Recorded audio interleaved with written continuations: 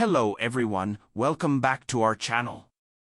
Today, we're going to walk through the process of building an English to Nepali translation web app. Outline. Overview of the app. Code explanation. Demo, using the app. 1. Overview of the app. Before we dive into the code, let's take a quick look at what our app does. Our app takes English text input and translates it into Nepali using a predefined mapping of characters. 2. Code explanation. Now, let's dissect the code that powers our app. 2.1 HTML structure. The input area and output area are as follows.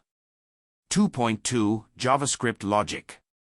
We have a function called translate text that gets triggered whenever there's input in the text area. Inside this function, we retrieve the input text and pass it to another function called English to Nepali. 2.3 Translation algorithm. In the English to Nepali function, we have a mapping object that contains English to Nepali character mappings. We iterate through each character in the input text and check if it exists in the mapping. If a mapping is found, we replace the English character with its Nepali equivalent. We handle special cases such as combining characters and half characters using specific mappings. 3. Demo, using the app. Now, let's see our app in action. 3.1 Inputting English text. As you can see, I'm typing English text into the input area. 3.2 Instant translation.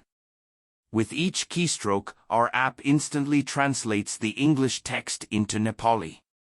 3.3 Special cases. Our app also handles special cases like punctuation marks and combined characters seamlessly. Conclusion. And there you have it. We've successfully built an English to Nepali translation web app. I hope you found this walkthrough helpful.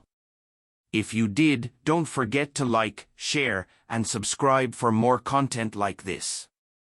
Thanks for watching, and I'll see you in the next video.